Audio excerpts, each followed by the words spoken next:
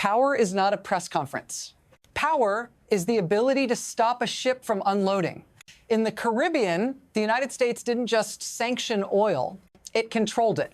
50 million barrels, physically redirected. Value moved out of Venezuela and into the market under U.S. supervision. Now, pause here, because China buys roughly 80% of Venezuela's crude exports. And yet, when the flow was cut, Beijing didn't respond with force. It responded with words. This is not about ideology. It's about choke points. Energy, shipping lanes, legal control, trust. If you want to understand who is actually winning in 2025 and why this will affect prices, jobs, and technology in your life, stay with me. Subscribe if you value clear, system-level thinking. Because once you see the mechanism, you can't unsee what comes next. Here is the mistake most people make.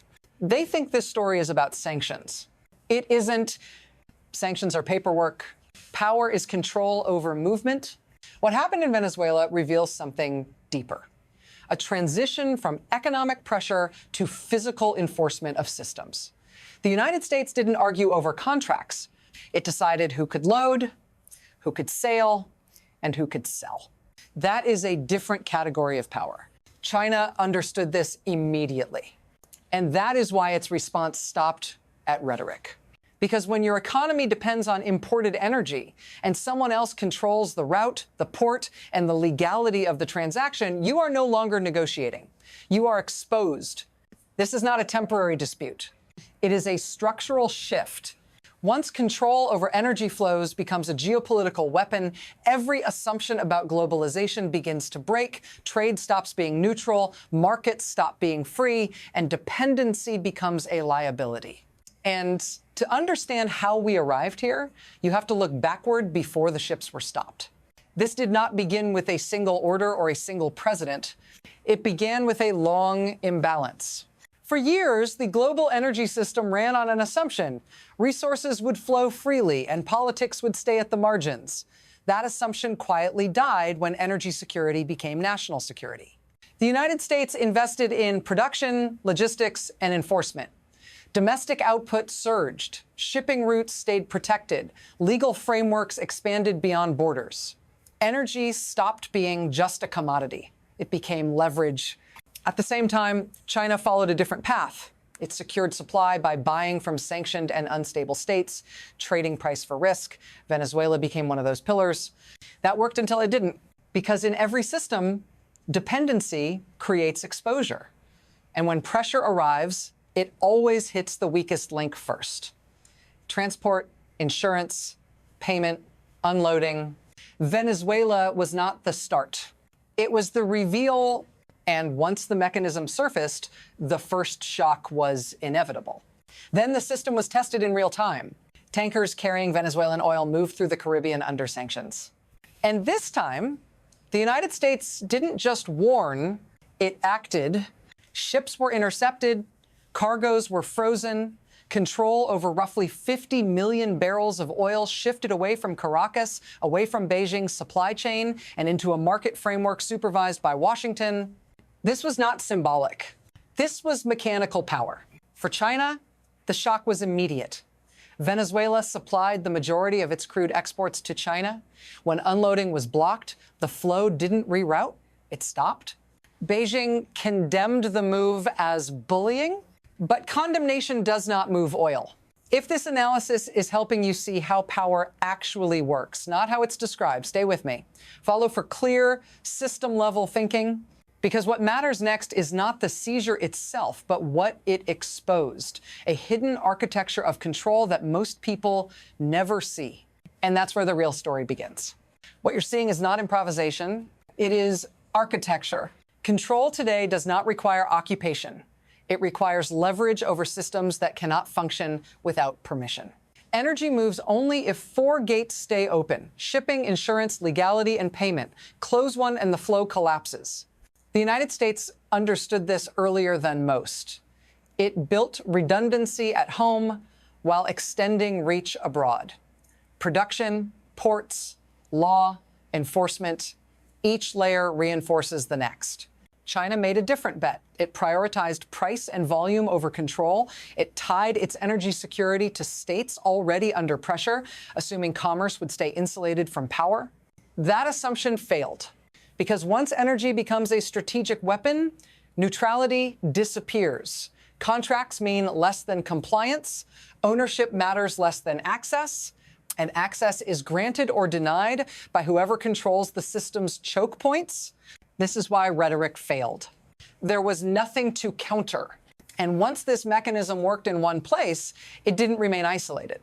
The system had learned something, and the second shock was already forming. The second shock didn't come from oil. It came from materials most people never see. As energy pressure tightened, China tried to respond where it still believed it held leverage: rare earths and dual-use goods. Exports to Japan were restricted. Military-linked supply was targeted. The message was simple: dependency cuts both ways.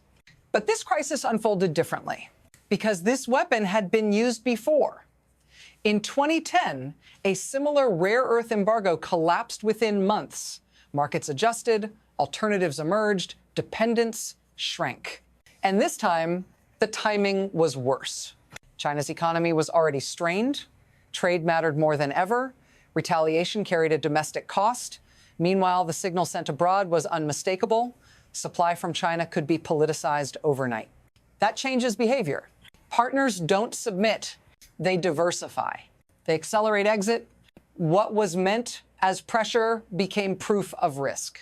And instead of restoring balance, the move tightened the net forming around China's access to technology, materials, and trust.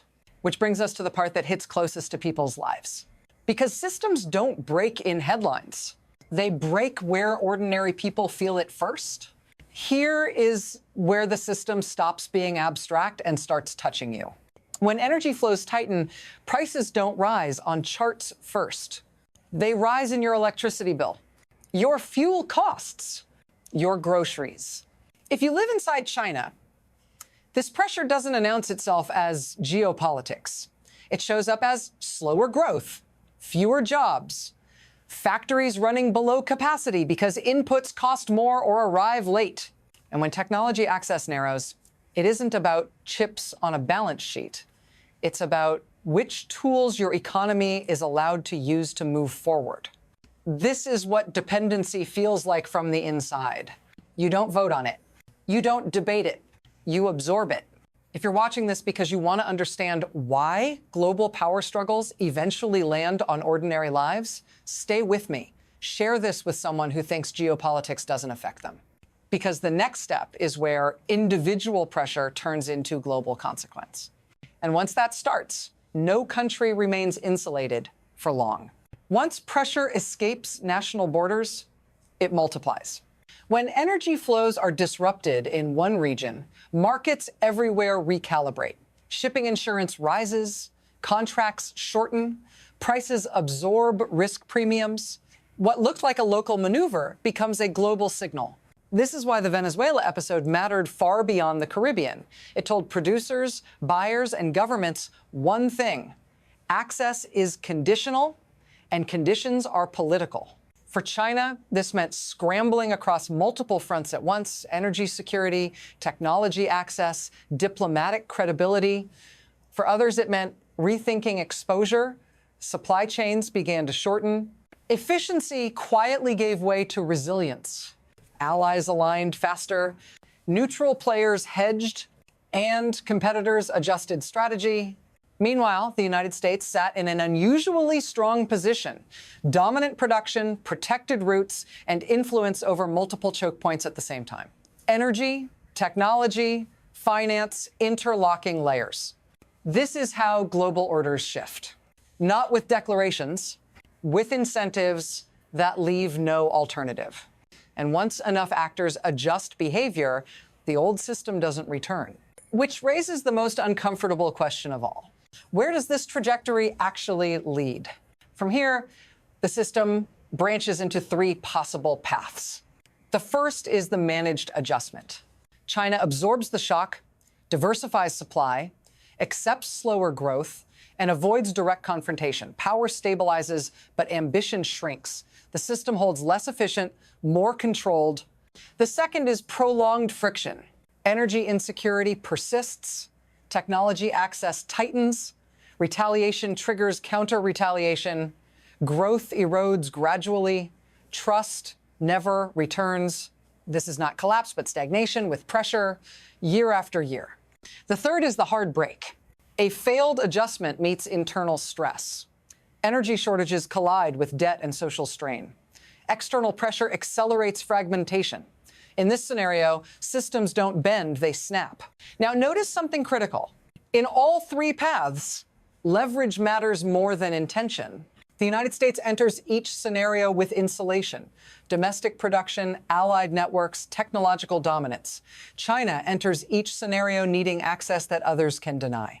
That asymmetry defines the future more than any speech or summit. And it leaves one final question unresolved: what this means for the world you're about to live in. That answer belongs in the conclusion. Here is the insight most analyses avoid. Power today is not about who speaks the loudest. It's about who controls what cannot be replaced. Energy, materials, technology, and the trust that allows systems to function without force. What we've seen is not a temporary clash between two countries. It's a re-ranking of leverage. One side built redundancy and control. The other built scale and dependency. And when pressure arrived, the difference became visible. This is why the global system is changing. Not because of ideology, but because risk has become political and access has become conditional. If you're wondering why markets feel less stable, why supply chains are shorter, why technology is fragmenting, this is the reason.